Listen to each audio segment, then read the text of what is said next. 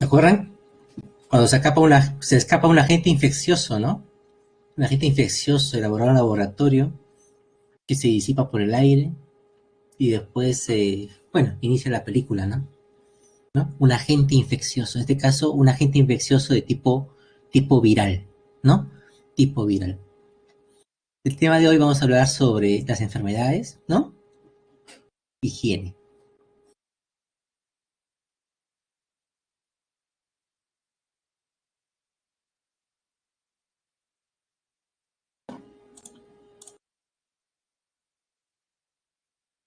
Acá está. Vamos a ver acá un poco de la...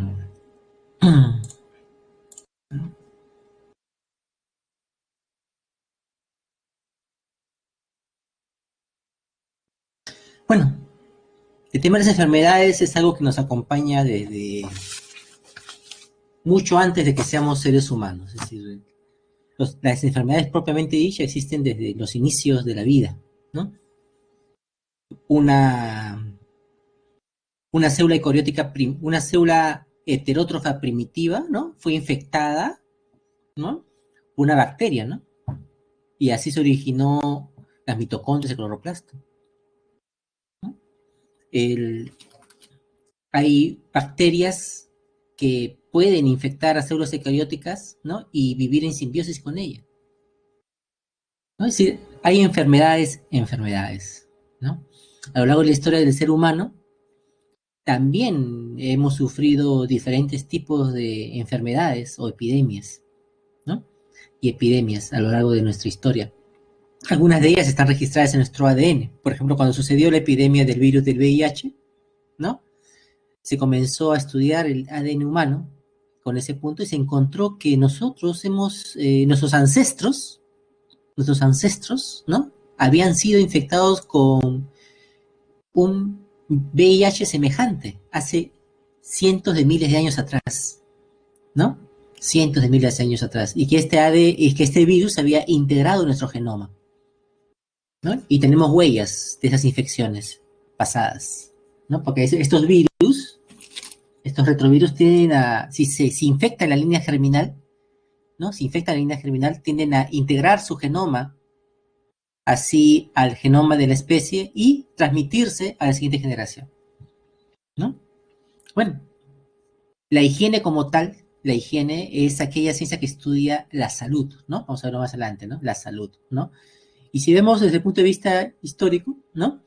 Los Neandertal, ¿se acuerdan? Los Homo sapiens Neandertal, ¿no? Tenían ya el concepto de higiene, ¿no? Tenían concepto de higiene, usaban las conchas para afeitarse, por ejemplo, ¿no? ¿No? O pinzas o palillos de dientes, ¿no? Ellos mismos buceaban para escuchar, para poder agarrar estas herramientas, ¿no? Pero no solamente allí. Ahora, si hablamos, esa es una parte de la prehistoria, ¿no? Si hablamos parte de la historia, la salud, la higiene, el mantenimiento, se remonta a la época egipcia, ¿no? En el cual los egipcios datan el primer dentista de la historia, los primeros en usar en tener un registro histórico de haber usado una pasta dentífrica, ¿no? Los primeros en haber usado cepillo de dientes, ¿no? Los primeros en haber usado desodorantes, ¿no? Y aquellos afeitaban su cuerpo, ¿no? Afeitaban su cuerpo. Primero el pelo, calvos, ¿no? Pero no eran calvos así por cuestiones genéticas, sino se cortaban el pelo corto, ¿no? El pelo corto. Los sacerdotes aparte se afeitaban todo el cuerpo para poder relacionarse con sus dioses, ¿no? Para estar limpios. Ese es el concepto de limpieza, ¿no? Frente a los dioses, ¿no? ¿Y por qué se cortaban los pelos? ¿Por qué se afeitaban la cabeza? ¿No? Bueno, ahora sabemos que es por la presencia es que había un presencia de un piojo, un artrópodo, ¿no? Que causa una enfermedad llamada la pediculosis, ¿no? ¿No? Este artrópodo nos ha acompañado toda nuestra historia evolutiva. Los Homo neanderthal, por ejemplo, tenían una especie de artrópodo. Los Homo sapiens sapiens tenían otra especie de artrópodo. Eran piojo, nombre común, pero distintas especies. Distintas especies. ¿Por qué sabemos esto? Porque en los pocos restos que se ha encontrado, ¿no? Se ha hallado eh, formas fosilizadas de estos animalitos, ¿no? Formas fosilizadas de estos animales, que permiten distinguir estas dos especies, ¿no? Y los piojos también nos han contado parte de nuestra historia de hibridación entre Homo sapiens y Homo neanderthals, ¿no? Se alimenta de la sangre del cuero cabelludo, ¿no? Acá podemos ver cómo va su estado evolucionario, evolutivo, su ciclo de vida, ¿no? Del día 1 al día 6, etapa de huevo, del día 11, etapa de ninfa, ¿no? Y después etapa de adulto, ¿no? Una metamorfosis incompleta se llama. Incompleta, ¿por qué? Porque del huevo nace una ninfa. Si ustedes ven aquí la ninfa, es semejante al adulto, solamente que la ninfa carece de órganos reproductores. Eso se llama metamorfosis incompleta. A diferencia de la metamorfosis completa, en la cual hay un estado de pupa, como pasa con la mariposa, ¿no? La mariposa es una metamorfosis completa, ¿no? Acá hay un estado de ninfa, que es un artrópodo semejante al adulto, ¿no? Bueno, los piojos, ¿no? Era una causa porque ellos se cortaban el pelo, ¿no? Por la infestación. Pero aparte era tan importante la higiene de esas culturas, ¿no? Que cuando se morían lo enterraban con sus utensilios, ¿no? Con sus disculpas de cabello, ¿no? Peines, etc., ¿no? O maquinillas de oro, ¿no? Y si vamos más allá todavía, este criterio de higiene, ¿no? Es muy considerado por los romanos, ¿no? En las termas romanas, ¿no? Que eran baños públicos donde la alta clase social se mezclaba con el pueblo, ¿no? Se mezclaba con el pueblo, ¿no? De ahí vienen los términos frigider, no sé si se acuerdan, frigider, ¿no? El frigider, donde uno guarda los alimentos en frío. Frigidarium eran las piscinas que tenían agua fría. Templado, que esté templado, el agua templada, agua tibia, tepidarium, ¿no? Y caldarium, agua caliente. Eran diferentes, tres tipos de piscinas distintas que había en estas termas, ¿no? En el cual el agua era sinónimo de limpieza, ¿no? El agua era sinónimo de limpieza. Pero los conceptos de higiene han cambiado en el tiempo, ¿no? Por ejemplo, en esta época, hacer tus necesidades en la piscina era algo cotidiano, ¿no?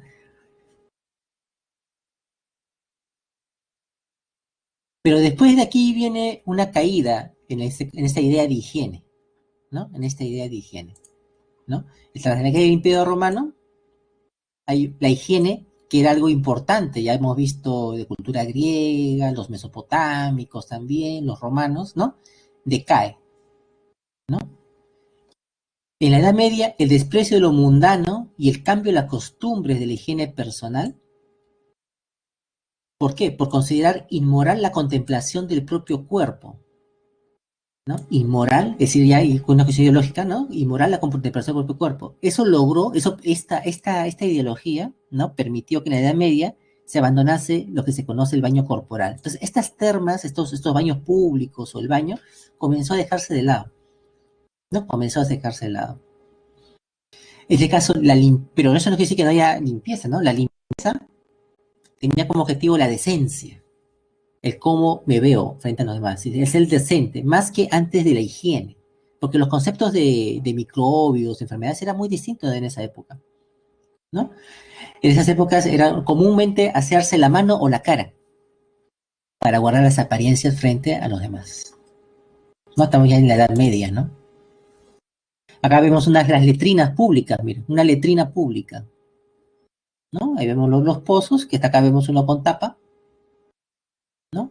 Y las letrinas iban a la parte más baja de la ciudad, ¿no? O y era llevado por las lluvias o por las alcantarillas hacia los ríos en forma directa, ¿no? O las letrinas de las casas iban a un pozo negro, ¿no? Le decían un pozo ahí, ¿no? Y ahí se acumulaban las, las heces, ¿no? Los excrementos. En los castillos igualmente, ¿no?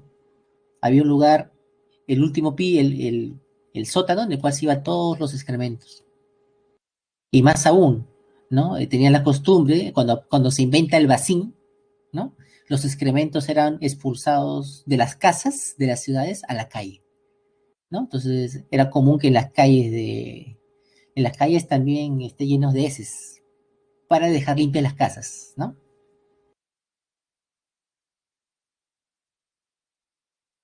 ¿No? En estos siglos, bueno, surge la fantasmagórica idea de en torno al agua, ¿no? La cual es percibida según lo siguiente, ¿no? Algo capaz de infiltrarse al cuerpo, por lo que el baño, en el mismo momento, adquiere un estatuto muy específico. Parece que el agua caliente, esa es la idea de esos tiempos, miren, en particular, fragiliza los órganos. El agua caliente, sabemos nosotros que el agua caliente abre los poros, ¿no? Pero en ese momento, en esas épocas, se pensaba que las enfermedades provenían del entorno. Es lo que decía Galeno. ¿Se acuerdan quién era Galeno? ¿No? El padre de la medicina, ¿no? ¿No? Las enfermedades están en el entorno, no dentro de uno. Entonces, cuando tú te lavas con agua caliente, se van a abrir los poros. Entonces, al abrirse los poros, eso malo va a ingresar al cuerpo y te vas a enfermar, ¿no? Esa es la idea, y la idea de esa época. Entonces, los baños de agua húmedos, los baños húmedos comienzan a decaer por esta creencia también, ¿no? Para que no ingrese las enfermedades a tu cuerpo, los aires malsanos, decían, ¿no? Y ahí surge el lavado en seco, ¿no? Las prácticas de esa época también eran totalmente distintas, ¿no? ¿Qué importaba el dolor para sacar el diente? ¿No? Para sacar los dientes, ¿no? Los sacamuelas, ¿no? Es decir, ese concepto de salud de esa época, ¿no? Ah, sí, era sin anestesia, no existía anestesia. En las epidemias o las famosas pestes, los médicos inventaron la máscara. Este es el ancestro de la mascarilla que usamos ahora, ¿no? Con una nariz muy larga, con dos orificios para que pueda respirar. Toda la vestimenta era oscura, con un gorro negro. Realmente era fantasmagórico algo ver al doctor acercarse vestido así para tratarte, ¿no? Como producto, era una forma en la cual los doctores de esa época se querían proteger de la peste, ¿no? Se protegían de la peste. Bueno, y ahí llegamos al concepto ahora de lo que es higiene, ¿no? ¿No? Higiene es parte de la medicina que tiene por objeto la conservación de la salud, ¿no? Conservación de la salud y prevención. Acá hay dos componentes, ¿no? Prevención de enfermedades. Cuando hablamos de prevención de enfermedades, hemos de mencionar este concepto, profilaxis, ¿no? Los profilaxis son normas, ¿no? Normas para prevenir una enfermedad, ¿no? Por eso hablamos de los profilácticos, por ejemplo, ¿no? Los preservativos son profilácticos, dicen algunos, ¿no? Porque viene la palabra prevenir, ¿no? Profilaxis es lavarse las manos, ¿no? Los preservativos para prevenir enfermedades de transmisión sexual, ¿no? Lavarse las manos durante 20 segundos, ¿no? Con abundante agua y jabón es una medida profiláctica, ¿no? Lavar las frutas antes de consumirlas es una medida profiláctica. Son normas para prevenir enfermedades. Entonces, cuando hablamos de profilaxis, sinónimo prevención. Cuando hablamos de conservación de la salud, ¿no? Conservación de la salud. De aquí hablamos con un término relacionado que se llama homeostasis, ¿no? Homeostasis, ¿no? Entonces, si lo hablamos en sinónimos, la higiene es parte de la medicina que tiene por objeto conservar la homeostasis, ¿no? Y proporcionar tratamientos profilácticos, por ejemplo, ¿no? Medidas profilácticas, ¿no? Otro concepto de higiene, ¿no? Uno, la higiene es una ciencia. Una ciencia es algo que cambia en el tiempo, es una verdad que cambia. Hemos visto, que ahorita narrando la historia, ¿no? Que ese concepto de higiene va cambiando, ¿no? Va cambiando en el tiempo. La higiene es una ciencia, porque también plantea hipótesis que pueden ser demostrables, ¿no? Pueden ser sometidas a experimentación. La higiene es una ciencia que enseña las medidas adecuadas que han de tomar para conservar la salud, ¿no? Lo que implica no únicamente la limpieza o aseo, no implica solo limpieza o aseo, ¿no? Sino tocar todas las vertientes de la vida de una persona, como la alimentación, una alimentación saludable, una actitud que prevenga, sal de tu casa, mantén 1,5 metros de distancia, usa tu barbillo, la mascarilla, etc., ¿no? Y los cuidados médicos. La actividad física, la actividad intelectual, las relaciones sociales. Se dan cuenta que no solamente es frente a un patógeno, ¿no? La cultura, el trabajo, la limpieza y los cuidados personales, ¿no? En pocas palabras,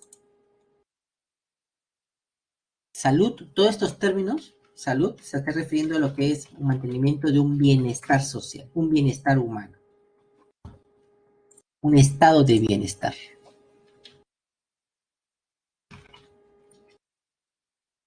¿no? La higiene va a procurar ese estado de bienestar. Ese estado de bienestar que procura la higiene, ¿no? Estas medidas es lo que conocemos bastante como salud, ¿no?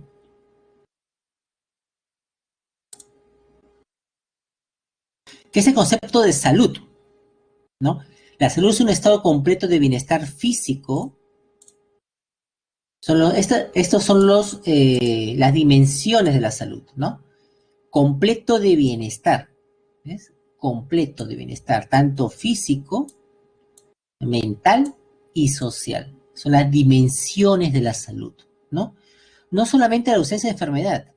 Tú puedes estar sano, podemos estar sanos, pero podemos estar con preocupación, podemos estar con la tensión del examen, podemos estar con tristeza, etc. No nos sentimos con bienestar.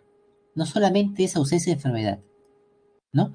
La posesión del mejor estado de salud que es capaz de conseguir constituye uno de los derechos fundamentales de todo ser humano. Cuando tú te sientes saludable, o cuando te sientes, por ejemplo, con un ánimo especial, ¿no? Tú eres capaz de hacer todo, ¿no? Quizás estudias y creo que con una repasada ya lo retuviste, pero si estás con preocupaciones, con problemas personales, familiares, llegar a ese bienestar es complicado. Es decir, la salud es estos tres componentes, ¿no? Es mantener en equilibrio estos tres componentes. Uno, es el derecho de cualquier ser humano, cualquiera sea su raza, religión, ideología, condición económica o social, este tiene derecho a salud, ¿no? La salud de todos los pueblos es la condición fundamental de la paz mundial y de la seguridad.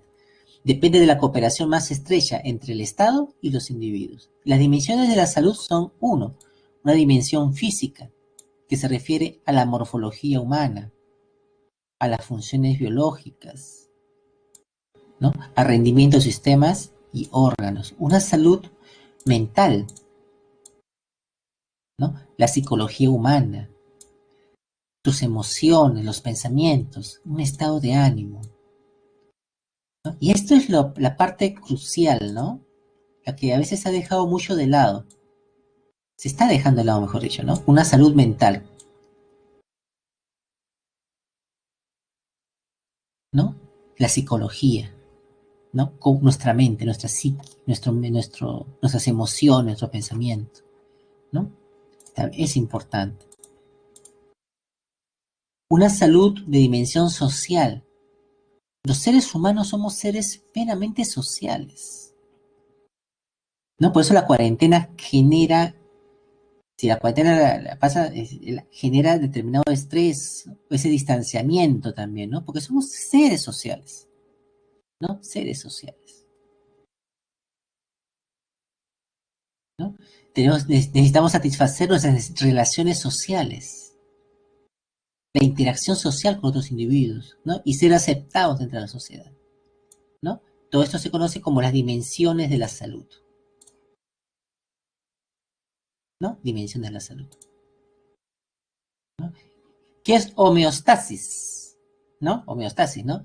Bueno, esta idea de homeostasis, de la idea, ¿no? Surge en el 60, ¿no? Con Claude Bernard, ¿no? ¿Y qué significa esto? Es la capacidad que tiene el cuerpo para mantener y regular sus condiciones internas. Es la capacidad que tiene el cuerpo para mantener y regular, por ejemplo, nuestra temperatura se mantiene en 37 grados centígrados de día o de noche.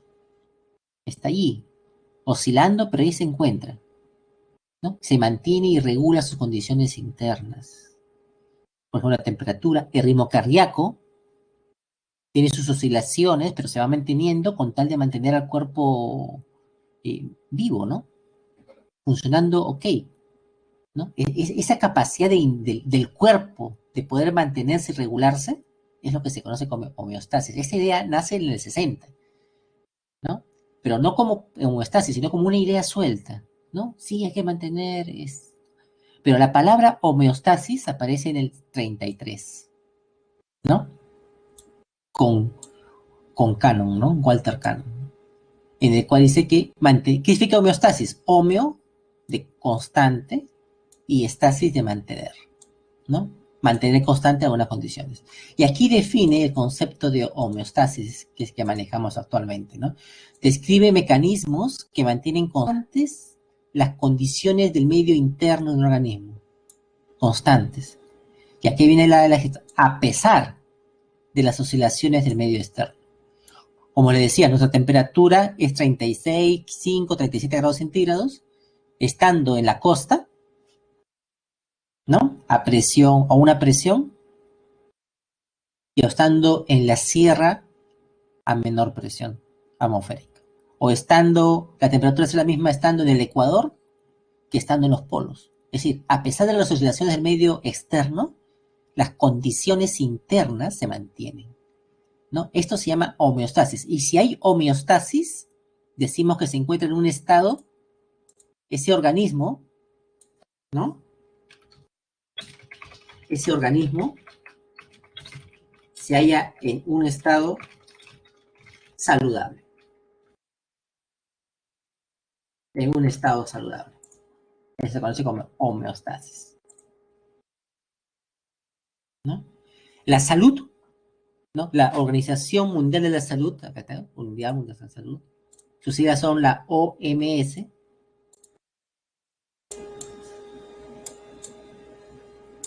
o WHO en inglés, ¿no? Es la organización que vela por la salud a nivel mundial, ¿no? La que dicta las normas con respecto a higiene, salud, o la que está viendo ahora el caso, ¿no? Los casos de COVID-19, por ejemplo, ¿no?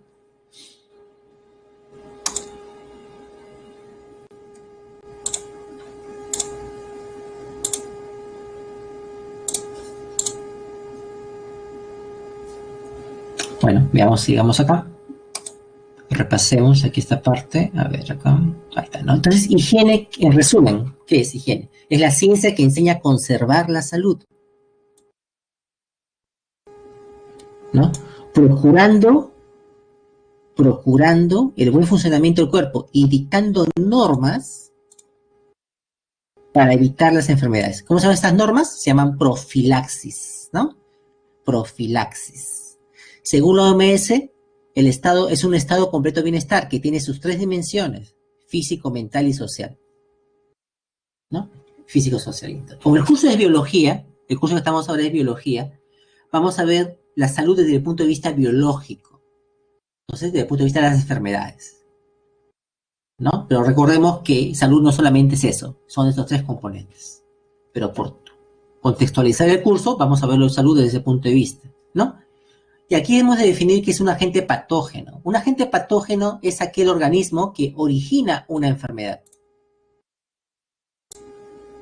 como un virus, las bacterias, los protozoarios, hongos y algunos animales, otros animales. Por ejemplo, los artrópodos, ¿no? Como el piojo, ¿no? Como el piojo.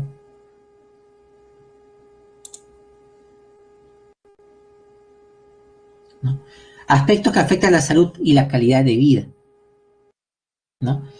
Hemos visto uno, acá vemos, antiguamente pues los Homo neanderthal, los Homo sapiens, no tienen una actitud sedentaria como la que tenemos, tienen que estar moviéndose de un lado para otro, huyendo de sus enemigos, huyendo de una tribu que quizás la quiere conquistarla, o huyendo de un tigre de sable, o huyendo de un animal, ¿no? De un animal del entorno, ¿no? Entonces el sedentarismo era algo poco común.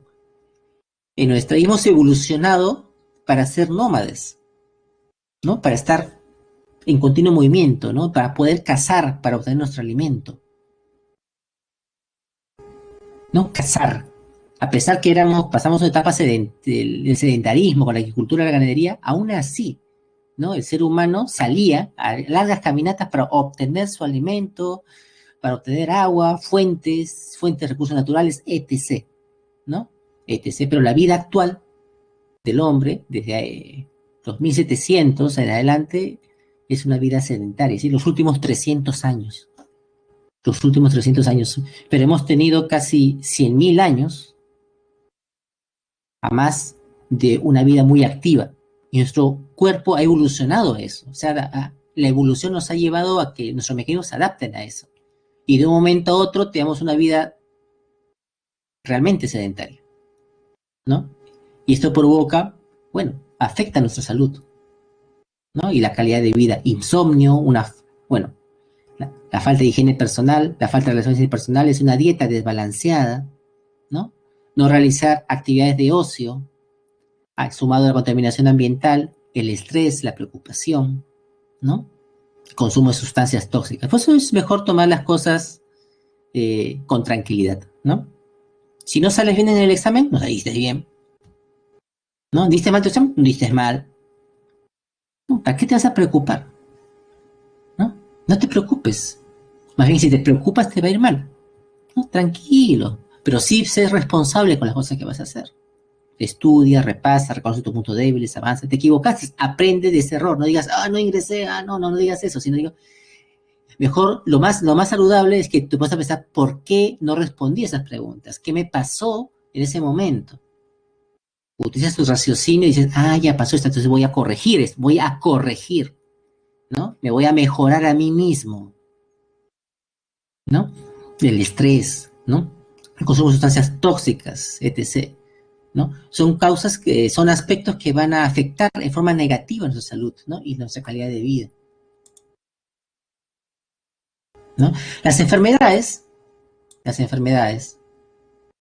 ¿no? Se clasifican en, uno, por su rapidez de aparición, se clasifican en enfermedades agudas y crónicas, ¿no? Y entre agudas tenemos acá a la gripe y al resfriado, ¿no? La gripe y resfriado. Y entre crónicas tenemos a la artritis, el asma y la diabetes.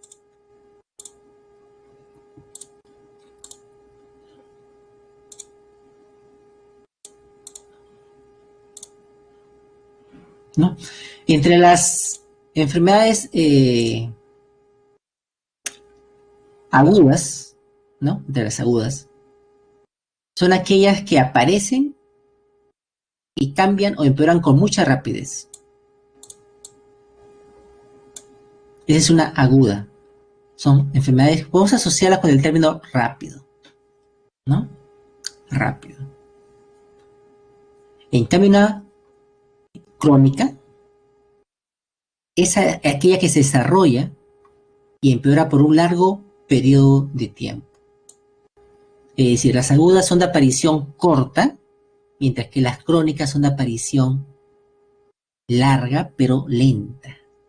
Por ejemplo, una aguda es la gripe, ¿no? Se presenta, te infectas y en 2 o 3 días ya estás sufriendo la enfermedad y te va a durar, ¿cuánto? Una semana a 15 días, por ejemplo, ¿no? Aparece rápido, ¿no? Empeora con mucha rapidez y después desaparece. Tiene un periodo corto de duración. Pero en cambio, una enfermedad crónica, como por ejemplo la diabetes, ¿no? Te va a presentar, quizás a los 18 años tomaste una bebida, etc., y tienes un mareo, ¿no? O estabas comiendo antes de niño comías tus picarones y no te pasaba nada, pero a los 18 años sentías un mareo. Ya debe ser algo que me ha pasado, ¿no? A los 20, otra vez, a los 21, 22, 24, 30 años, comienzas a perder un poco la visión, ¿no? Claro, el VIH es crónico porque es algo que se va a quedar toda tu vida. Toda tu vida, ¿no? Desarrolla y empeora a lo largo de un periodo de tiempo, ¿no? Un periodo de tiempo, ¿no? Entonces, es de largo plazo. Entonces, y después, a los 40 años, te dicen que tienes diabetes. Es una enfermedad que ha aparecido poco a poco, te ha dado los síntomas, ¿no? Y no es que apareció de un momento a otro, no fue así, sino se va desarrollando y va apareciendo por largo tiempo. Y una vez que se queda, ya hay que vigente como la arteriosclerosis, la diabetes, ¿no? Entonces, esa es la diferencia entre una enfermedad aguda y una enfermedad crónica. El asma es crónico también, por ejemplo, ¿no? Ahora, entre gripe y resfriado también son diferentes, la gripe y el resfriado, ¿no? La gripe, ¿no? La gripe, ¿no? Es causada por un virus, y el virus de la influenza. H1N1, el virus de la influenza, causa la gripe. En cambio, el resfriado es causado por otros virus, los rinovirus o los coronavirus. Entonces, este SARS-CoV-2 es un resfriado, ¿no? No es una gripe, ¿ya? No es una gripe, ¿no? Y ambos tienen diferencias, ¿no? Uno, por ejemplo, la gripe, acá, la gripe, su gravedad, son potencialmente graves por sus complicaciones. En cambio, los resfriados se resuelven sin complicaciones. Y ese es, no crean que el coronavirus que nos está atacando ahora, el SARS-CoV-2, es el único coronavirus que nos está atacando después de mucho tiempo. No. Varias veces que nos hemos resfriado a lo largo de los años de que hemos nacido hasta día, hemos infectado por coronavirus y por rinovirus. Continuamente. El problema es que esta nueva cepa de coronavirus es la que está causando una alta letalidad, se escapa, ¿no? De lo esperado, ¿no? Esa es también otra característica, ¿no? Entonces estamos diferenciando entre gripe y resfriado, son cosas distintas, ¿no? Son cosas distintas, ¿no? Ahí les puedo dar para que ustedes puedan revisar con mayor detalle, ¿no? Cuando ustedes ven el Sevier es un editorial y con información validada, ¿no? Científica, ¿no? Ahí pueden leer más diferencias sobre lo que es resfriado y gripe, ¿no? Y gripe.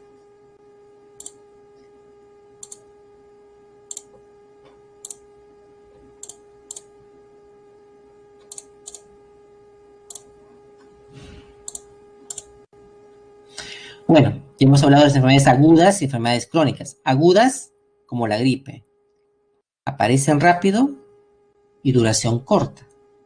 Y las crónicas van apareciendo lentamente y ya su duración es larga, ¿no? Como la diabetes, la artritis, el asma. O compañera que lo dijo, ¿no? El VIH en este caso es crónico, ¿no?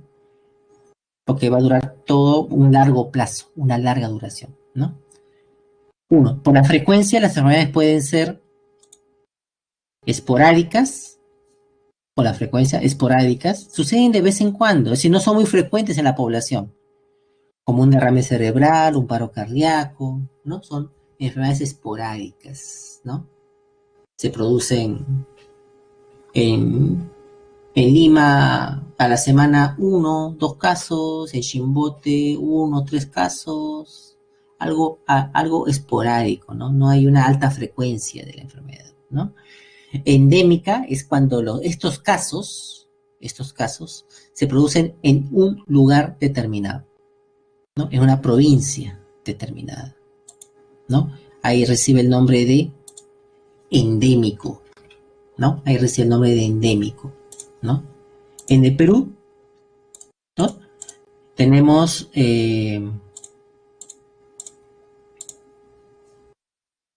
por ejemplo, el caso de la Bartonella bacilliformis, ¿no?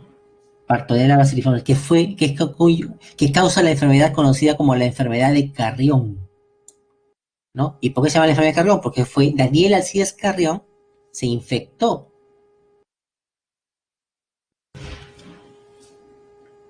con exudados de esta enfermedad, ¿no? Se infectó para poder demostrar que tanto la verruga peruana y la fiebre de la oroya eran causadas, porque antes de Daniel se pensaba que eran diferentes organismos que la causaban, ¿no? Y con el sacrificio que hizo Carrión, se demostró que ambas eran cuadros clínicos, aunque eran diferentes cuadros clínicos, pero eran cuadros clínicos de la misma enfermedad, es decir, causada por el mismo organismo patógeno, Bartonella bacilliformes, ¿no?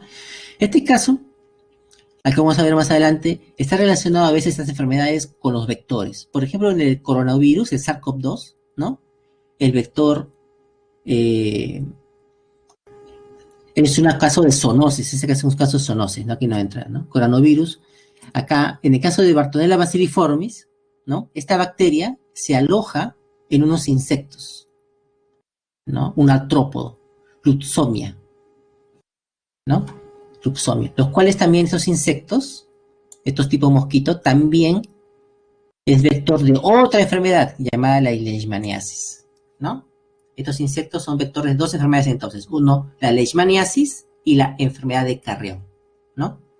Y aquí podemos ver acá en un mapa. Miren aquí el mapa. Uno, de distribución del Klebsiella, el insecto. Ahí ese es el mapa de distribución del insecto. Y miren al otro lado, el mapa de distribución de la enfermedad. ¿Se dan cuenta la relación? ¿Se dan cuenta de la relación?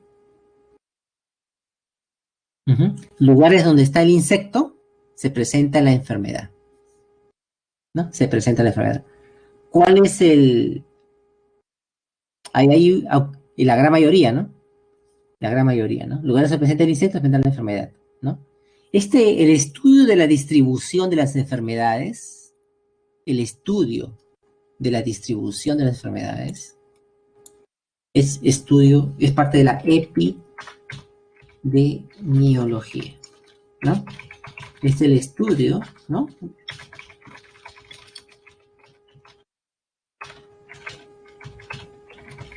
De enfermedades, para saber ahí está, epidemiología, ¿no? El estudio de la transmisión de enfermedades, ¿no? Acá podemos ver, por ejemplo, si se percataron de la distribución del insecto y la enfermedad, ¿no? Los lugares donde hay el insecto, se presenta la enfermedad, ¿no? Se presenta la enfermedad, ¿no? Entonces, por eso es que hay una relación, ¿no? Hay una relación.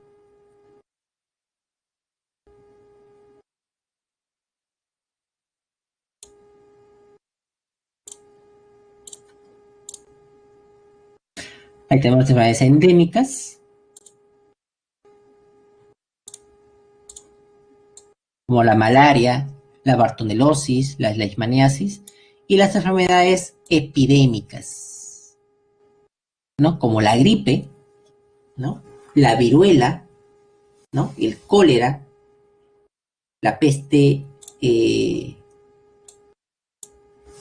la peste bubónica, la tuberculosis, ¿no? La tuberculosis. Las epidemias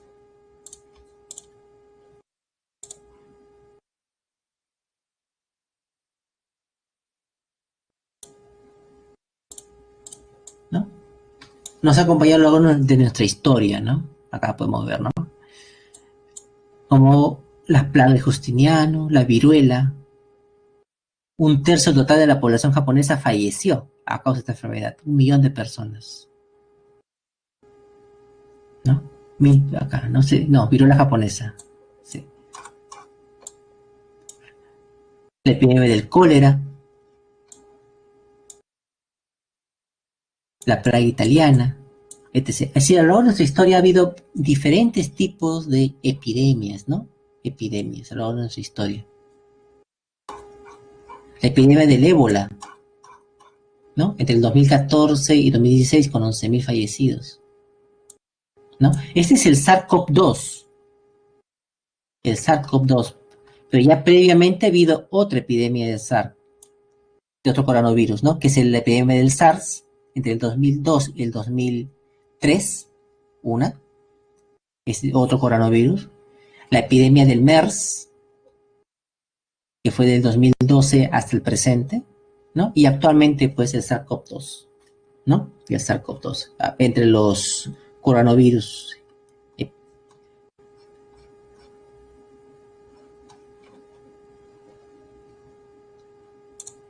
Las epidemias, ¿no? La viruela, de estas hay que mencionar a la viruela, que fue la gran epidemia que atravesó la humanidad en el siglo anterior. Se le considera la viruela como el mayor asesino del siglo pasado, ¿no? ¿Por qué? Porque reunió más muertes que la Primera y la Segunda Guerra Mundial juntas, ¿no? La viruela.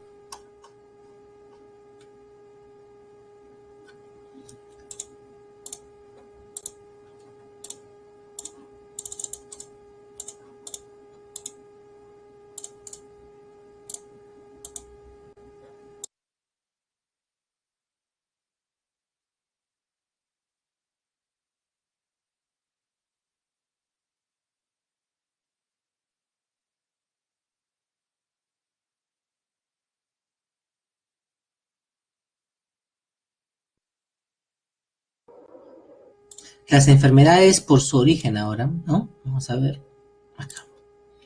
Pueden ser de dos tipos. Las infecciosas, que la vamos a tratar ahora, ¿no? Que son causadas por organismos biológicos. Y las no infecciosas. Entre las no infecciosas tenemos a las carenciales, que son dadas por desnutrición, ¿no? Cuando hay carencia de un agente nutricional. Las funcionales, cuando en un órgano del cuerpo comienza a tener un mal funcionamiento, ¿no? Las degenerativas, que son aquellas que se deben por cuestiones de la edad propiamente dicha, ¿no? Por desgaste de uso del órgano, ¿no? Las ocupacionales, debidas al trabajo, ¿no? Por ejemplo, la tortícolis del cuello, el túnel carpiano en la muñeca, ¿no? Las que padece el profesor o la persona que está conjunta, que está mucho tiempo frente a la computadora, ¿no? O ustedes han sentido quizás un dolor en su muñeca, ¿no? O en el ratón, está continuamente agarrando ratón, ¿no? Enfermedades ocupacionales, ¿no? Las congénitas son aquellas que son heredadas, ¿no? Heredadas. ¿No?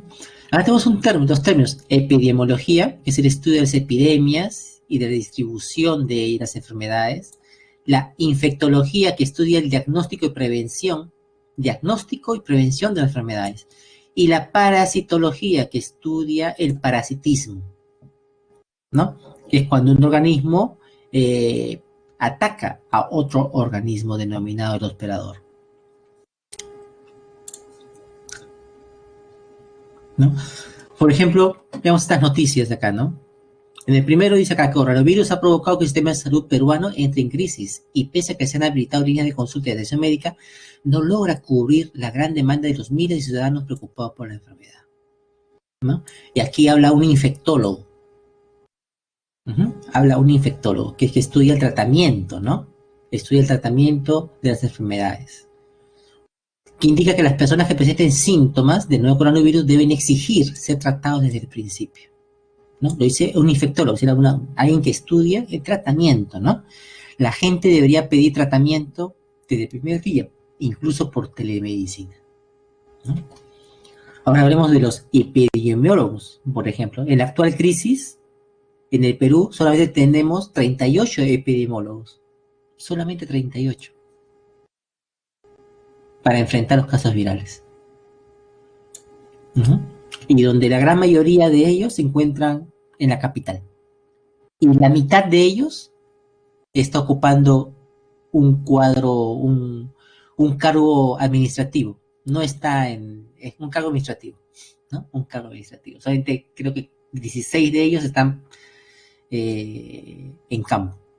¿no? Y principalmente en la capital, ¿no? Para que se den cuenta de la realidad a la cual nos enfrentamos, ¿no? No solamente de la realidad a la cual nos enfrentamos.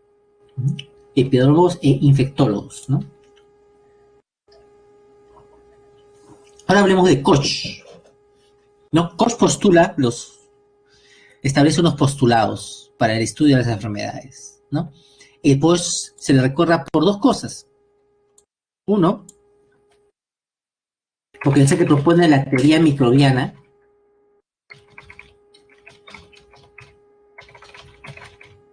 y dos, porque es el que descubre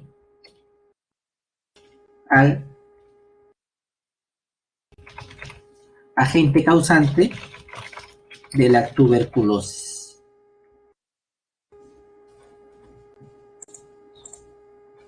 Por esos dos puntos se recuerda. Robert Koch.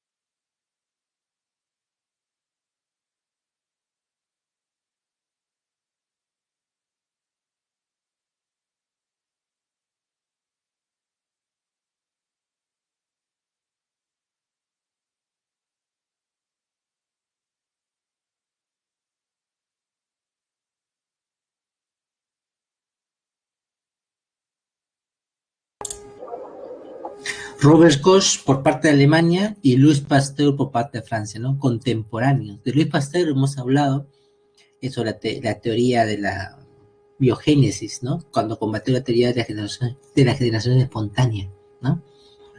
Louis Pasteur tenía conceptos, los escritos de Robert Koch, ¿no? Mantenía comunicación también con él. ¿No? Y es ahí donde él,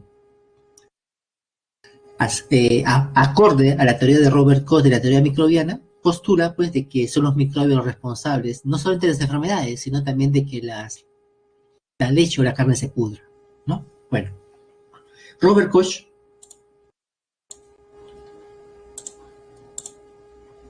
¿no? Propone unos postulados que hasta el día de hoy se utilizan, ¿no? Se utilizan, ¿no? Uno, ¿no? El microorganismo patógeno debe estar presente en todos los casos de la enfermedad.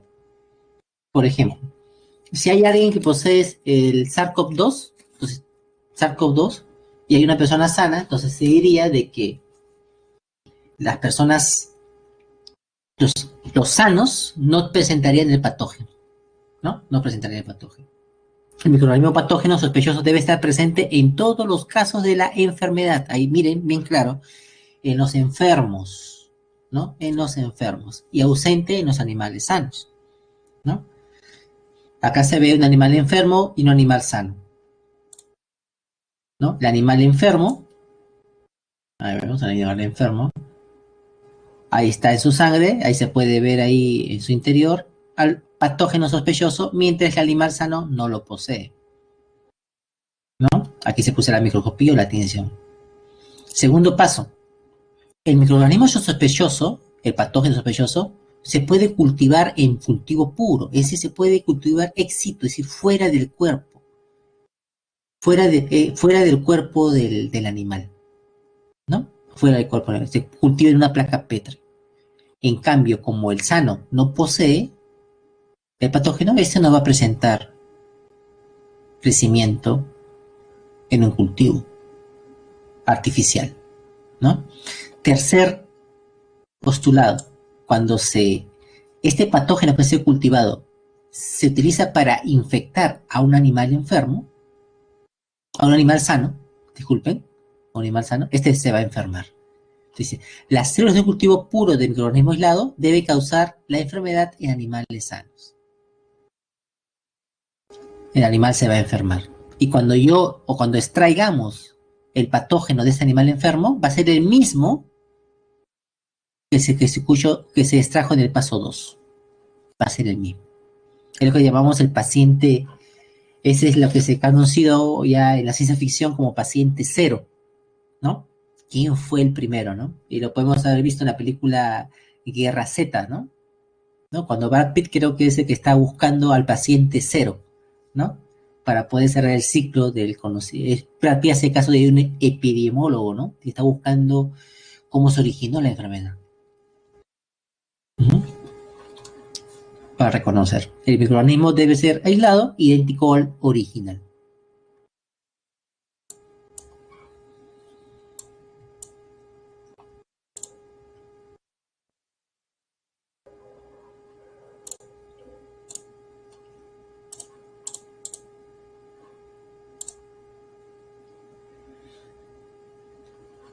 Aquí cumple el SARS-CoV-2 los postulados del Koch.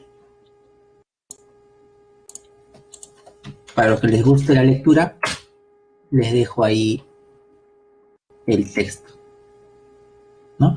Cumple, ¿no? Cumple, ¿no? Cumple el SARS-CoV-2.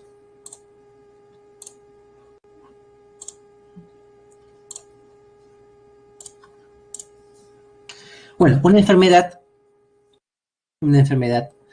hablamos de virulencia, ¿no? Es el grado de patogenicidad de un organismo en un huésped. Es decir, si el patógeno es capaz de causar la enfermedad en el huésped, dice que es virulento, ¿no? Tiene alta virulencia. Alta virulencia, ¿no? Infecta a los huéspedes, a un huésped susceptible. Virulento es el que causa la enfermedad. Puede ser un patógeno virulento o puede ser un apatógeno. Es decir, un microorganismo que ha perdido o ya no causa enfermedad, apatógeno. Patogenicidad es la capacidad de producir enfermedad, ¿no? Es la capacidad de producir enfermedad. ¿Causa enfermedad sí o no? Es muy diferente a virulencia. La virulencia es muy virulento, es decir, hay un grado de virulencia. Por ejemplo, el SARS-CoV-2 tiene diferente virulencia en la población, ¿no? En algunos son asintomáticos, en otros es un grado crítico, en otros es severo, ¿no? Y en otros es un grado moderado, ¿no? Hablando de la virulencia, ¿no? Pero en todos ellos es patógeno, es patogénico, causa la enfermedad, ¿no? Causa la enfermedad. Salvo los asintomáticos, ¿no? Los asintomáticos no expresan la enfermedad, ¿no? Agente patógeno es el agente biológico que causa la enfermedad, ya sea el hongo, el virus, la bacteria, etc., ¿no? Una enfermedad posee tres etapas. Posee tres etapas, ¿no? Primero, en la primera,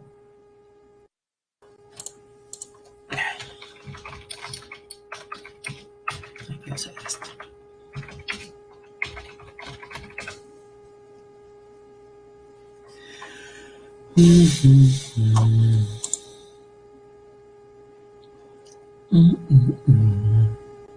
¿Dónde estás?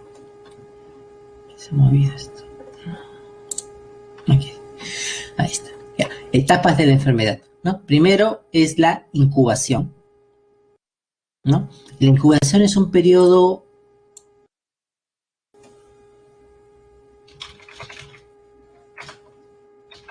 asintomático, es decir, sin síntomas.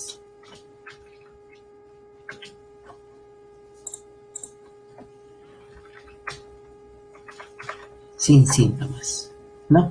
En este, ahí está escrito, ¿no? Asintomático, sin síntomas y signos, está acá escrito.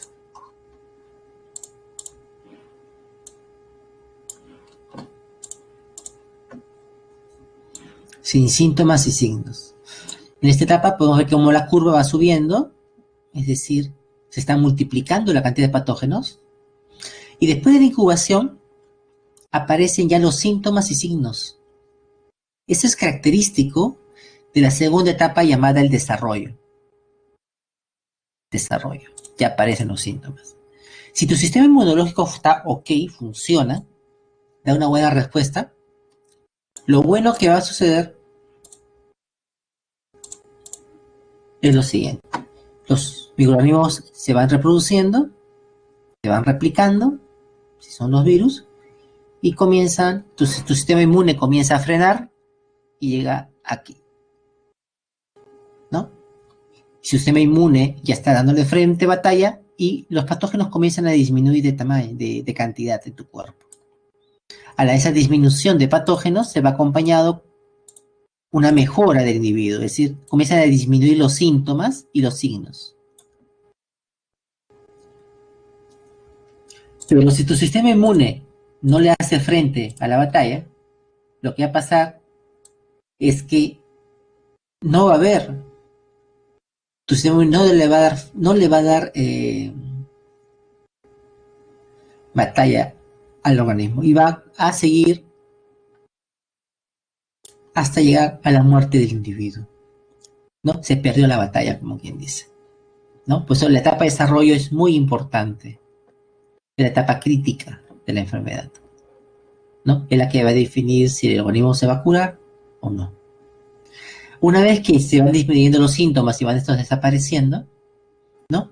Y ya cuando desaparece el último síntoma, entramos a la última etapa, que es la convalecencia, que es a la que menos importancia en nuestra vida diaria le damos, porque si apenas nos sentimos bien, decimos, ya me sané, y eso es falso. La convalecencia puede durar, por ejemplo, actualmente, dicen, ¿no? Has tenido SARS-CoV-2, ya te recuperaste, ya tienes que quedarte 15 días más en casa. Ese es el periodo de convalecencia, ¿no? Y aún más todavía, de 1 a 2 meses, porque para que tu cuerpo tiene que recuperarse por el daño que ha recibido, ¿no? Es la recuperación. Y eso se llama convalecencia. Y después ya llega la salud otra vez, ¿no? Un estado de homeostasis. Entonces tenemos estos 3 periodos: incubación, desarrollo y convalecencia.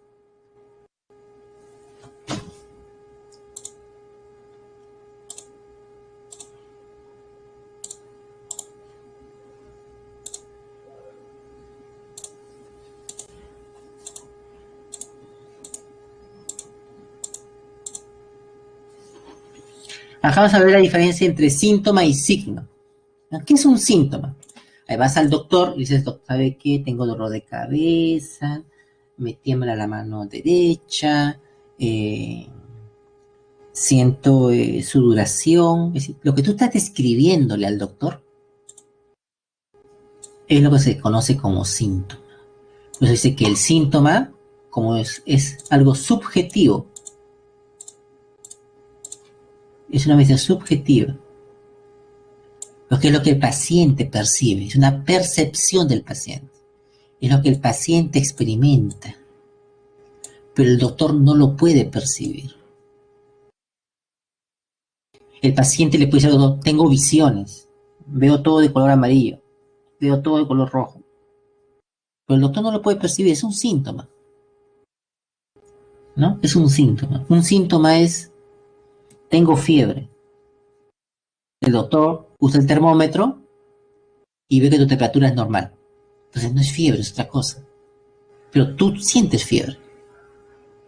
El doctor utiliza el termómetro y ahí ve 38 grados. Ah, sí, este ya lo detectó el doctor, eso se llama signo.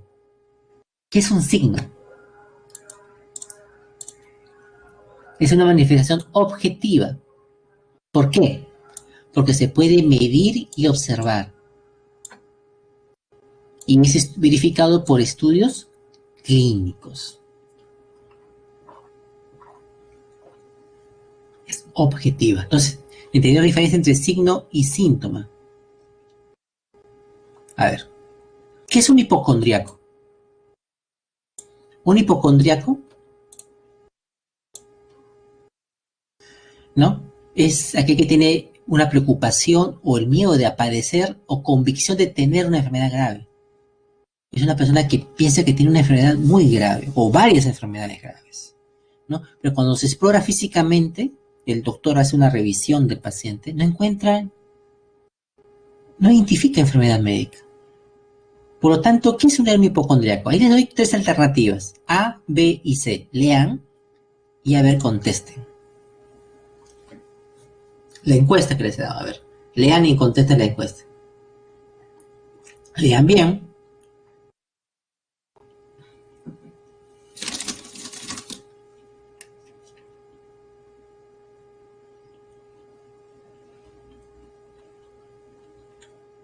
Bueno, son 31. Vamos, contesten.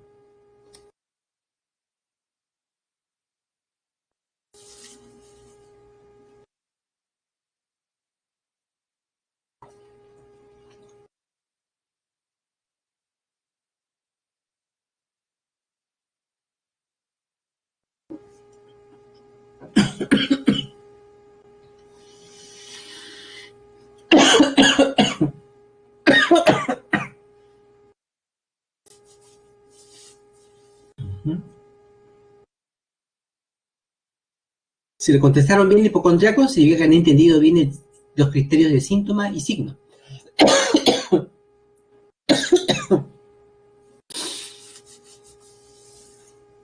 Muy bien. Correcto, ¿no? La respuesta es la letra A, ¿no?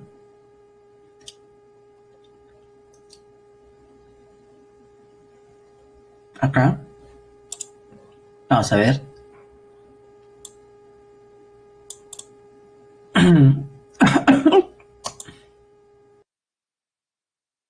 Presenta varios síntomas, pero no presenta signo alguno. Presenta varios síntomas, pero no con sus correspondientes signos. No, el hipocondriaco es una persona que presenta varios síntomas y te va a dar ideas. Tengo dolor de cabeza, tengo malestar, pero no presenta ningún signo, ¿no? Ese es un hipocondriaco. Es la letra A. Uh-huh.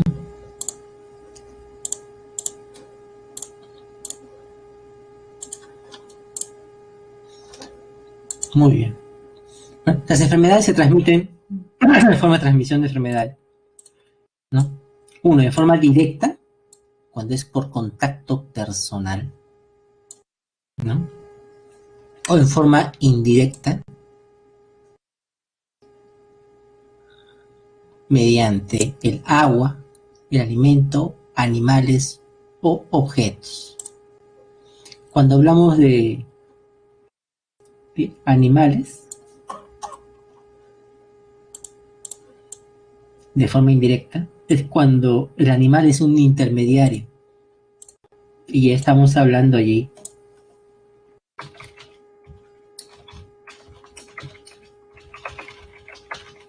un intermediario. Ahí estamos hablando de los que son los vectores biológicos. ¿No? Los vectores biológicos pueden ser directos o pueden ser indirectos.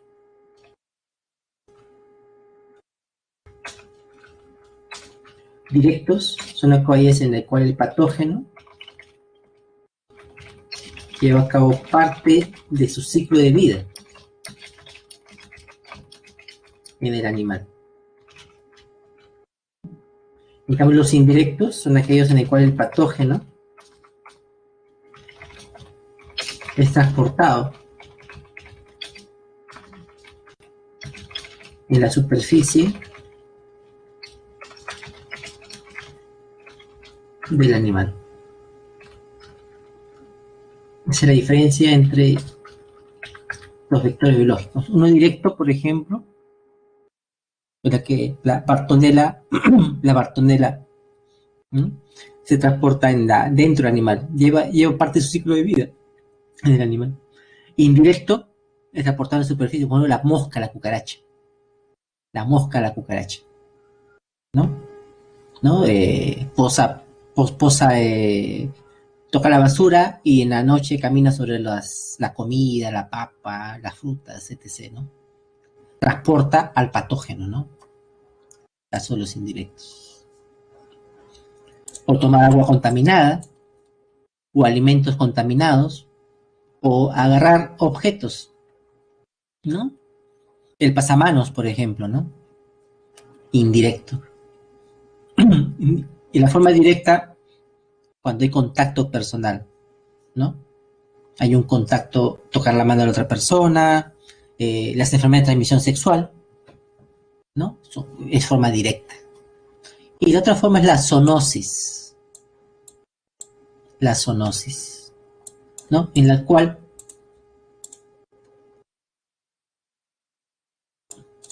¿no? La enfermedad, el patógeno se transmite naturalmente entre animales.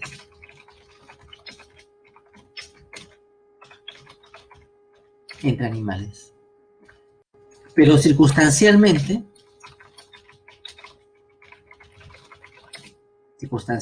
o accidentalmente,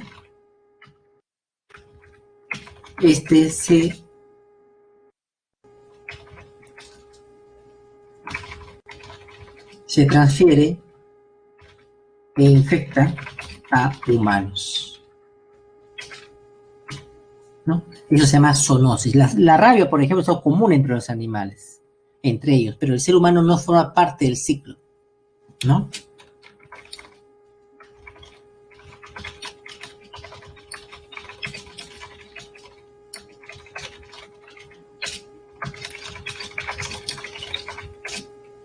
Sino que se infecta accidentalmente, ¿no? ¿No? Entonces se vuelve una zoonosis. Por ejemplo, el SARS-CoV-2 era una transmisión con los murciélagos, pero sucedió un accidente biológico, una mutación, etc., ¿no? Y pasó a humanos, ¿no? La gripe bovina, la gripe aviar, semejante, de forma semejante, ¿no? Hubo una transmisión a humanos.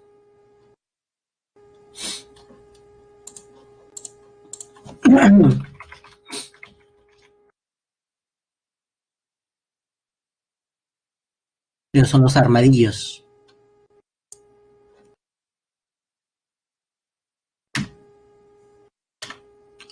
Los pangolines son armadillos.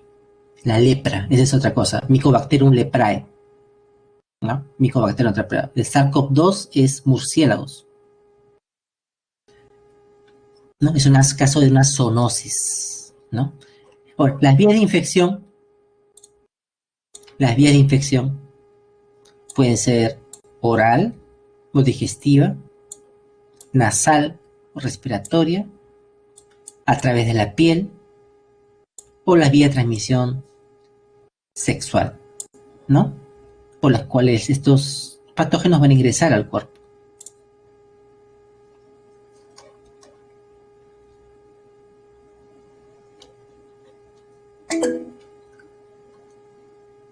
Mecanismo directo.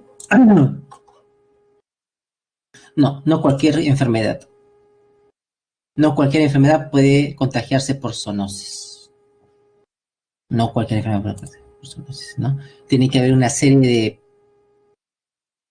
de cambios para que el patógeno sea pasa al humano. Por ejemplo, los peces tienen varios tipos de enfermedades, los peces, ¿no? Pero la enfermedad de los peces, sus nemátodos, por ejemplo, no pasan a humanos, ¿no? No pasan a humanos. Pero es feo ver un pez con nemátodo, ¿no? Pero no pasan, no hay hasta ahora demostrado casos de enfermedades a peces, de peces a humanos, enfermedades biológicas, ¿no? De peces a humanos. La transmisión de enfermedades puede ser directa, como es un estornudo, ¿no? Como puede ser un estornudo, una relación sexual, ¿no? O tocar la mano, ¿no? Etc. O indirecta, a través de vectores, ¿no? Vectores mecánicos, ¿no? Como la mosca cucaracha, lo que había dicho indirecto anteriormente, ¿no? O un vector biológico en el cual el patógeno guarda lleva a cabo parte del ciclo de vida dentro del animal. Por ejemplo, la pulga, ¿no? En la pulga, ¿no? Allí, en la pulga, se encuentra la bacteria, ¿no? Yersinia pistis, que es la responsable de la peste bubónica, ¿no? Peste bubónica.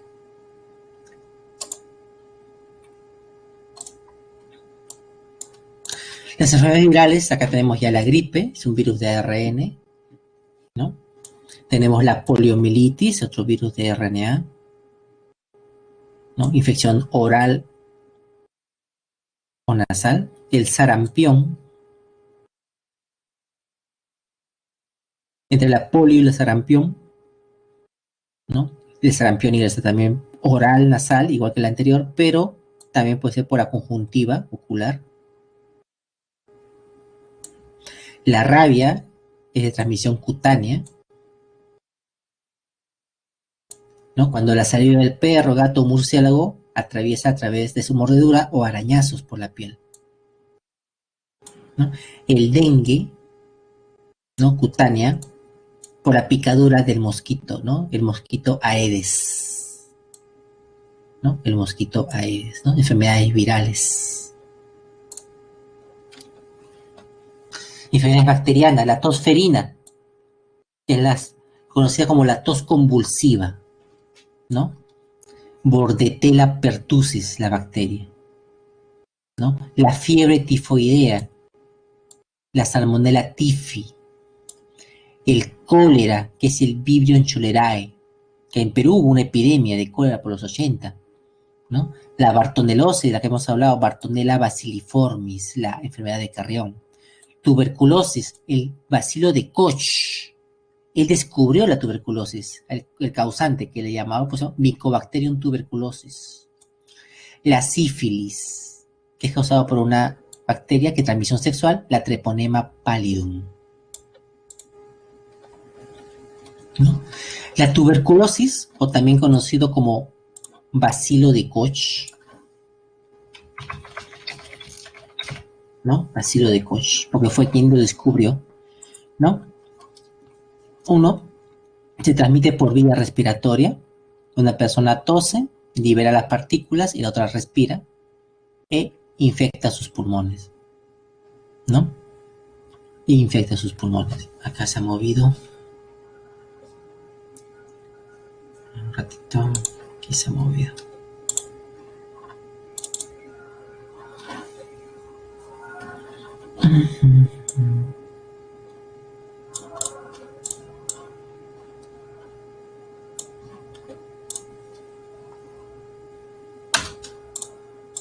¿Qué pasó? Se ha movido.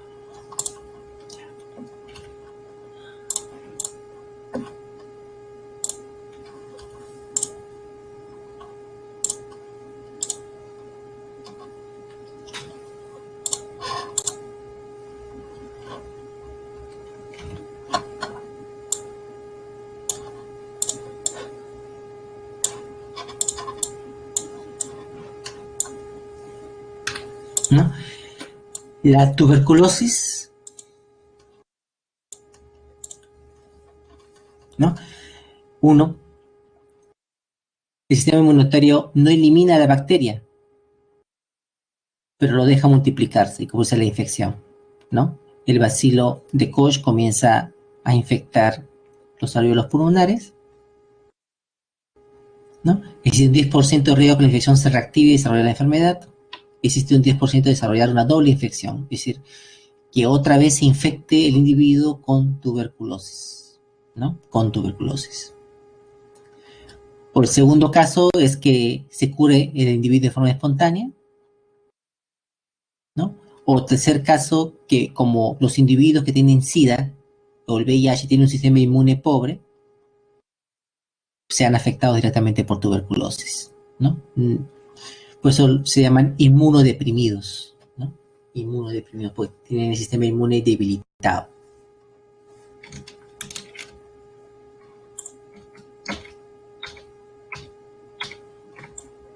La sífilis, ¿no? Es una transmisión sexual, ¿no? Suceden úlceras en el pene, vagina o ano. Es indolora, ¿no? Es indolora. ¿Por qué se produce? Al tocar la sangre o úlceras de una persona que tiene sífilis, especialmente úlceras en la boca, pene, vagina o ano, ¿no? Es causado por una bacteria llamada Treponema pallidum, ¿no? Que causa unas llagas. Conocida por eso también el chancro. El chancro, ¿no? La sífilis es una enfermedad transmitida habitualmente por contacto sexual, sin protección. Infecta el área genital, los labios, la boca y el ano. Y afecta tanto a los hombres como a las mujeres, ¿no? Y puede pasar de la madre al bebé durante el embarazo, ¿no? En un estado primario, úlceras en la boca, ¿no? Los ganglios se inflaman, úlceras en los genitales. En un estado secundario, comienza a haber caída de cabello, inflamación de los ojos. Y en un estado terciario, causa demencia, puede causar ceguera, dolores en las articulaciones, daños en el hígado, ¿no? La tosferina, ¿no? La tosferina es una enfermedad infecciosa que causa bacteriana, ¿no? El nombre proviene de ¿qué? De ruido parecido a un ruido feroz que se produce al respirar, ¿no? Es la bacteria Bordetella pertussis. Se inhala, después ¿qué pasa? Esta bacteria paraliza la mucosa de la garganta y se expande a la tráquea y los pulmones. Nosotros tenemos una mucosa, y esa mucosa nos limpia el sistema respiratorio, ¿no? Es normal que tengamos. Esta bacteria inmoviliza esta mucosa, ¿no? Una vez que se aloja en los pulmones, la bacteria libera una toxina que mata las células epiteliales y se propaga por todo el organismo. El cólera, ¿no? El Vibrio cholerae, ¿no? Es una infección intestinal causada por una bacteria, el Vibrio cholera. En el Perú, en los 80, hubo una epidemia de cólera en el país, ¿no? Una epidemia realmente grave, ¿no? Varios niños y ancianos fallecieron por un cuadro muy grave de deshidratación, ¿no? Fue la deshidratación y una continua diarrea súbita, porque esta bacteria genera una toxina que impide que el intestino grueso absorba agua, ¿no? Absorba agua. El tratamiento es la rehidratación, ¿no? Consecuencias graves es pérdida de sangre, líquidos y finalmente la muerte, ¿no? Y Perú pasó por una epidemia de cólera, ¿no? En los 80. Sería bueno que lean la historia al respecto, pongan epidemia de cólera y lean al respecto. No había, ahora encuentras agua hidratante en las farmacias, ahora ya no, ¿no? Ahora encuentras, pero en esa época no. Ahora encuentras farmacias en cada cuadra, como 5 farmacias. En esa época había una farmacia para todo el distrito.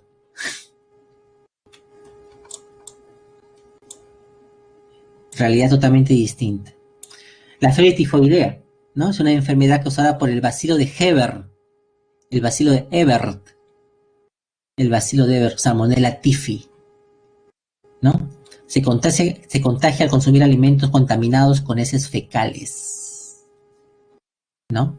Por ejemplo, cuando se prepara la mayonesa, es común el enfermarse con salmonela. ¿Por qué? Porque recordemos que para preparar la mayonesa se utilizan los huevos también, Y los huevos salen por la cloaca de la gallina.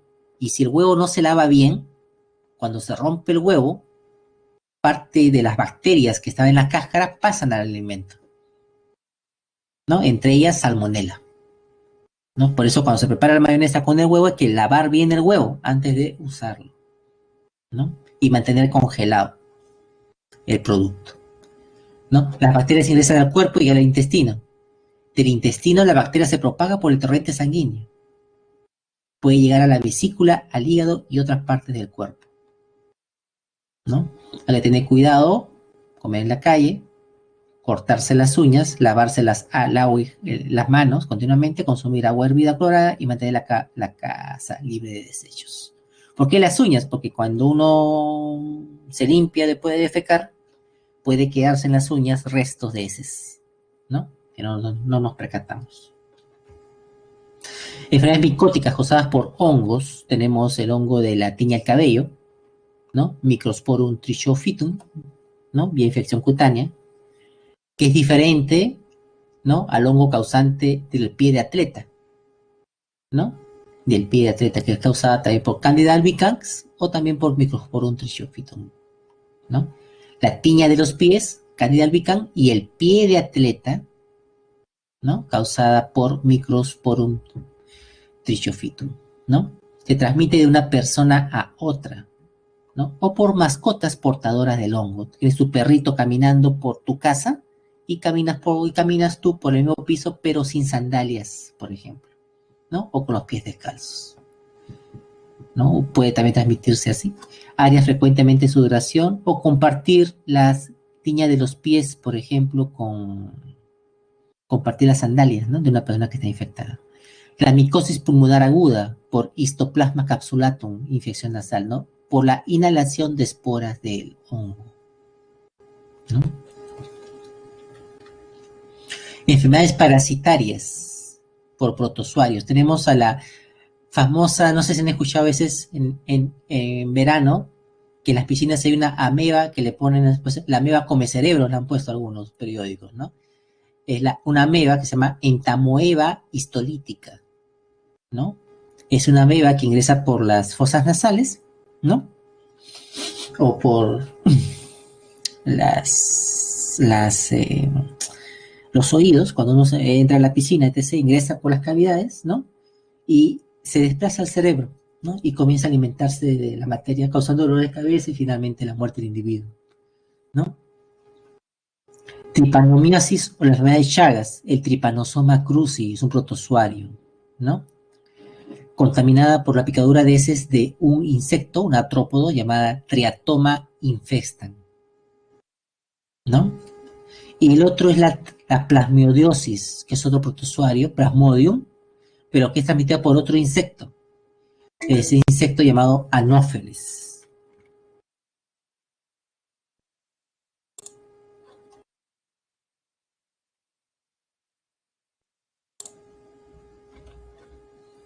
Anopheles, ¿alguien escribió?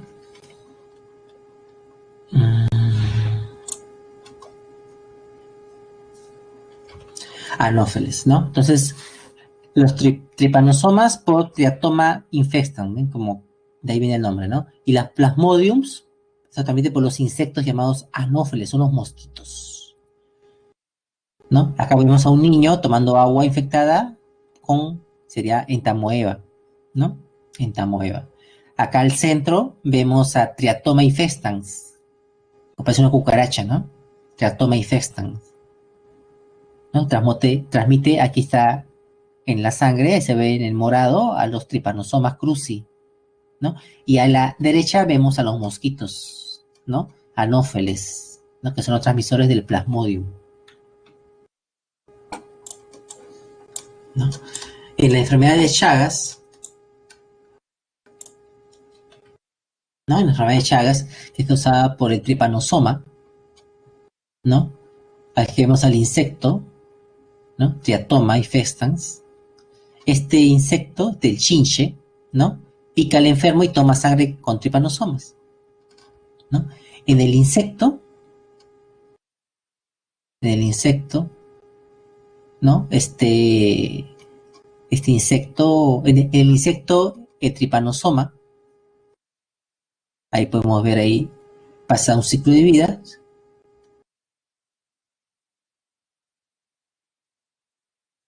Y cuando este insecto vuelve a picar a otro individuo, en las heces del insecto número uno, en las heces del insecto está el tripanosoma. Ese tripanosoma migra, ¿no? Ingresa a la piel e inyecta y llega a la sangre. Y en la sangre, ¿no? En pocas palabras, el insecto no transmite al tripanosoma por su picadura, sino por sus heces, ¿no? El tripanosoma se divide dentro de macrófagos, las células del hígado, vaso y corazón, ¿no? Por eso causa anemia. Y después estos tripanosomas de la persona enferma ingresan a otro insecto y así se va transmitiendo por picadura de insectos, ¿no? En el caso del Trypanosoma cruzi, ¿no? Y es que en los insectos, tanto aquí en el chinche como en el mosquito, el patógeno lleva a cabo parte de su ciclo de vida sexual, su fase sexual, ¿no? En los mosquitos o en el chinche. Ahí lleva a cabo su fase de vida sexual, ¿no? De allí, por ejemplo, en el caso del mosquito, es diferente, ¿no? El mosquito va a transmitir, ¿no?, al plasmodium por su picadura, por la saliva. Lo transmite al humano. Lo transmite al humano. El mosquito infectado pica, inyecta saliva con esporozoitos a un ser humano. Estos esporozoitos van a llegar al hígado humano y comienzan a destruir al hígado. Y del hígado nacen los merozoitos.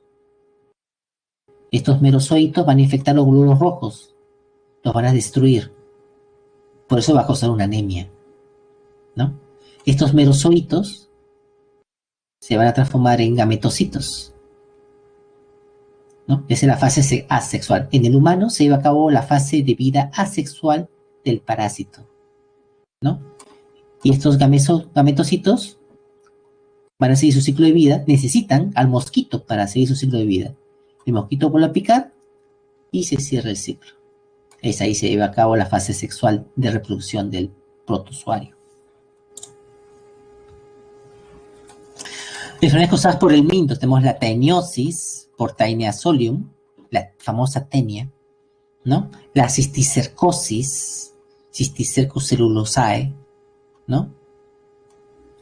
Las dos formas de taeniosis y cisticercosis, ¿no?, son formas causadas por el mismo parásito, Taenia solium, ¿no? Taenia solium, ¿no?, es el gusano, platelminto, es un platelminto. Cysticercus cellulosae es el platelminto, pero es la forma cisticerca, ¿no? Y esta es la forma adulta, por decirlo, Taenia solium. Y la tirosis es semejante a la tenia en forma, es un platelminto también, Echinococcus granulosus, ¿no? En este caso, alimentos con agua contaminada con ese que contienen huevos de la tenia del perro. Es una zoonosis. Es una zoonosis. Esto va continuamente entre el perro y la oveja, pero accidentalmente pasa al humano, ¿no? La hidatidosis. La faciliosis, igualmente, ¿no? La fasciola hepática. Ataca a los animales, pero cuando el humano consume verduras con metacercarias, con los huevos de estos animales, se infecta. La ascariosis, ¿no?, no es una zoonosis, ¿no?, pero es parte de la infección humana también. Ascaris y lombricoides, ¿no?, son nemátodos, y la enterobiosis también es otro nemátodo, Enterobius vermicularis, ¿no? La taeniosis, acá tenemos la Taenia solium, ¿no? Es el agente patógeno y tenemos las dos formas. La taeniosis, que es el gusano con los proglótidos, alargado que puede llegar a 1, 2 metros dentro del intestino, y la cisticercosis, que son las larvas que se alojan en el músculo o en el cerebro, ¿no? La hidatidosis es una zoonosis, ¿no? Este patógeno, que es un platelminto, Echinococcus granuloso, pasa de perro a oveja. pero casualmente hay una ingesta de alimentos contaminados por el humano. Y esto va a formar los quistes hidatídicos en el humano. Es una zoonosis, la hidatidosis, ¿no? Quistes en el cerebro, en los pulmones, en el corazón, en el hígado e intestino. La ascariosis es causada por un nemátodo. Acá vemos los nematodos, ¿se acuerdan? La hembra es más grande que el macho, ¿no? Este nemátodo se aloja, ¿dónde? Ascaris lumbricoides, en el intestino delgado. Ahí se aloja. Ahí pone sus huevos y con las heces del humano, ¿no? Salen los huevos al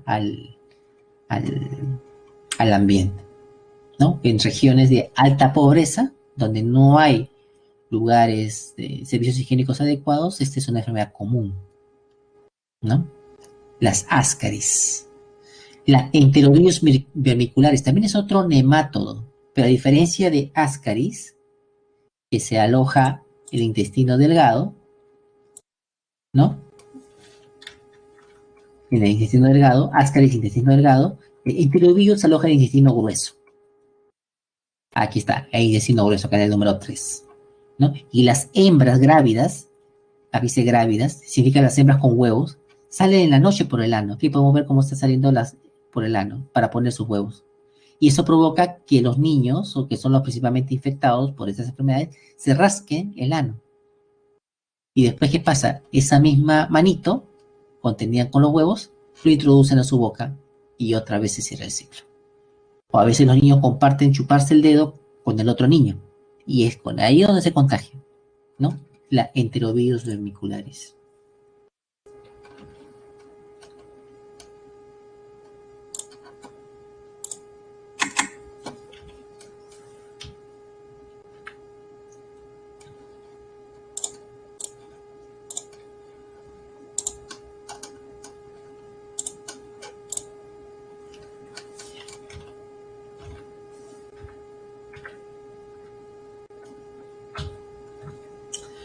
Acá tenemos a la sarna, entre otros artrópodos, la sarna, los ácaros, se rasca, Sarcoptes scabieri, ¿no? Cutánea, ¿no? Y los piojos que hablamos al comienzo, que causa la pediculosis del cuerpo y la cabeza, ¿no? La pediculosis de la cabeza y el cuerpo es causada por pediculus humanus. En cambio, la pediculosis púbica, que son lo que se produce en los pelos genitales, ¿no? Que están cerca de la genitalia, es titius pubis, ¿no?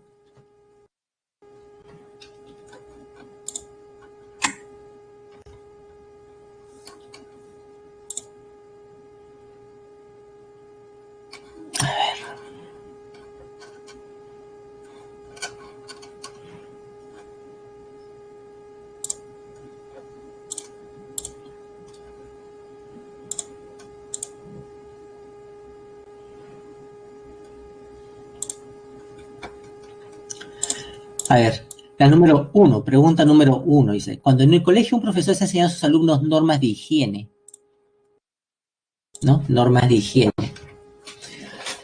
Respecto al ambiente donde vive, a los alimentos apropiados y a su modo de preparación y aseo personal, ¿qué dominio de la medicina se utiliza en su clase?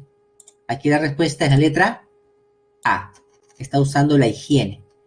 Porque no está hablando la de distribución de la enfermedad, que es la epidemiología. No está estudiando el tratamiento frente a patógenos, que es la infectología. No está estudiando parásitos. Es la 1, letra A. 2. El concepto de estado de homeostasis que exhibe un organismo corresponde a ¿qué? Corresponde al estado de salud, recordemos, ¿no? Señale usted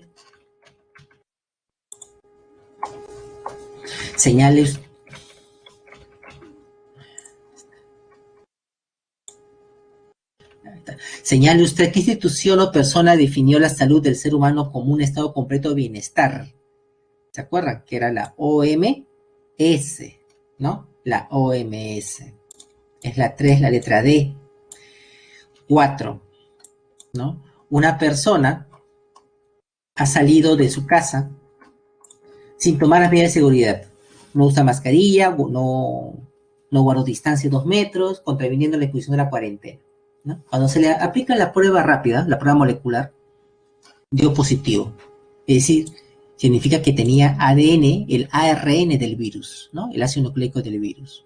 Pero no presentó ninguno de los síntomas característicos de la infección viral. Es decir, presentaba el virus en su organismo, pero no presentaba los síntomas, un asintomático, ¿no? Luego de 1 mes y medio se le practica una segunda prueba molecular y sale negativo. Señale. ¿Qué afirmación podemos plantear? Bueno, los síntomas recordemos que son manifestaciones de la pérdida de la homeostasis. Por consiguiente, la persona descrita en el enunciado, si bien estuvo infectada, no pasó por la enfermedad. Es decir, no pasó por esa enfermedad. Y dado que los dos conceptos son antagónicos, podemos afirmar entonces que la persona gozó de buena salud. Por eso la alternativa de la pregunta 4 es la letra C. No padeció la enfermedad, ¿no? 5. En el caso de una persona que es diagnosticada con un cuadro de saturnismo, ¿no? El saturnismo es una enfermedad de trabajo ocupacional. Como consecuencia de exposición prolongada al plomo, el saturnismo es responsable por una exposición al plomo, y debido a su larga actividad minera, se da principalmente en los mineros, podemos afirmar que se trata de una enfermedad ocupacional. Es la 5, la letra A. 6. 6. El cáncer al colon o al estómago produce la proliferación de tejidos circundantes de estos órganos, alterando su estructura y por lo tanto su fisiología, ¿no? Muchas veces tienen carácter metastásico, ¿sí? Metástasis significa cáncer, ¿no? Y afecta, es el cáncer, se propaga por todo el cuerpo, significa metastásico, y afecta a otros órganos. De acuerdo a esta descripción, señale qué enfermedad será. Como su nombre lo indica, las enfermedades degenerativas producen una degeneración de los órganos y ello acompaña a su disfunción, es decir, a su alteración funcional, ¿no? En este caso, el cáncer correspondería a este tipo de enfermedades, ¿no? Es la 6, la letra B. 7. El conocimiento de la etiología de Koch, de las enfermedades según Robert Koch, estableció los límites que permiten establecer el papel de los microorganismos como agentes causantes de las enfermedades infecciosas. Por tal producto, su trabajo se conoce como, bueno, él postuló la teoría microbiana de las enfermedades, es la 7, letra A. 8, le voy a decir las alternativas. 8 es la letra D. 9, Octavio Acuve, el neumólogo, dice que estudia enfermedades respiratorias, porque tiene voz tos seca, fiebre alta, dolor de garganta, una ligera pérdida de sentido de olfato. El médico en las circunstancias actuales sospecha pues, de coronavirus. Sin embargo, dada su información académica, le obliga a pedir pruebas de laboratorio para estar seguro. Esta determinación del médico obedece, ¿no?, a un concepto científico como. ¿A qué se debe?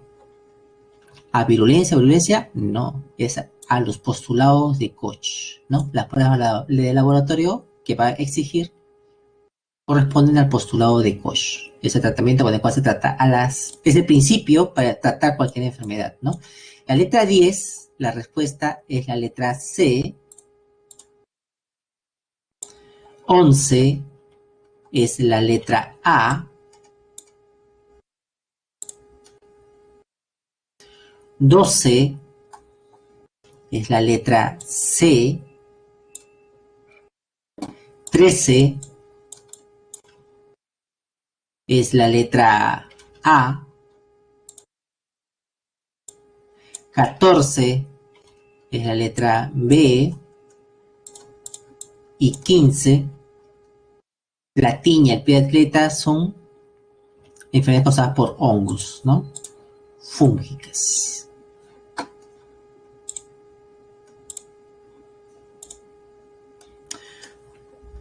Vayan contestando, por favor. Vamos a concluir la clase, jóvenes.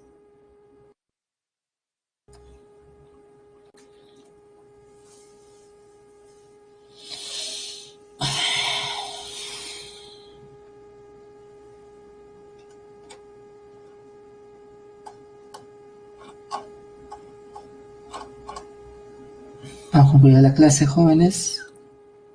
Vayan contestando. Falta Diego, Cristian, Gemma, Giancarlo, Jesse, Joshua, Jocelyn, Lucía. Ok. Hasta la siguiente semana, jóvenes. Chao. Chao, chao, chao.